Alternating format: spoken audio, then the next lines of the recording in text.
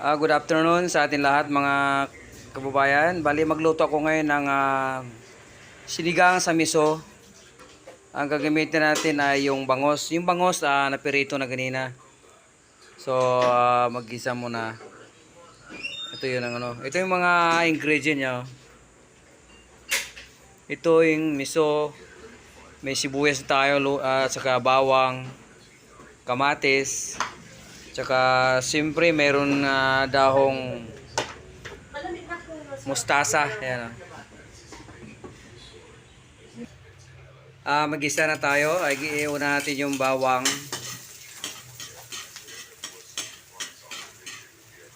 Bawang muna. Bango na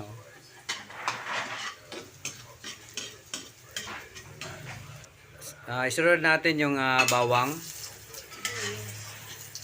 Sibuyas. Nako. Isunod natin yung kamatis.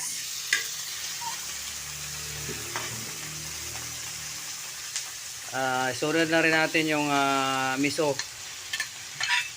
Ang ganda ng kulay ng miso.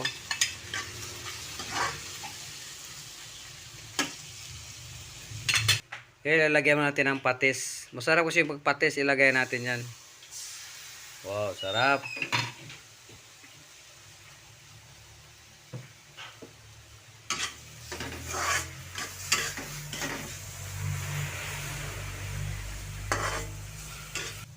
Lalagyan natin ng tubig. Wow, sarap. Nagdagan natin ng kaunti pang tubig.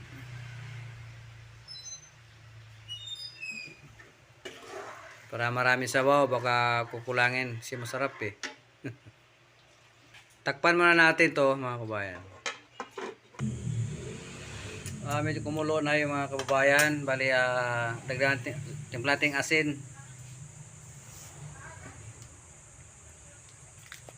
Ilagay na rin natin yung sampalok powder. Pero mga sa kalahati.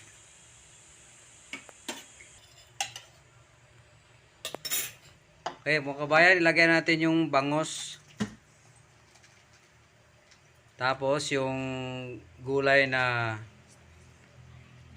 mustasa. Kasi pag hindi mustasa ilagay, hindi masarap. Kaya takpan muna natin. Okay, luto na nga ang niluto kong sinigang sa miso na bangos. Kakain na kami ng tanghalian mga kababayan.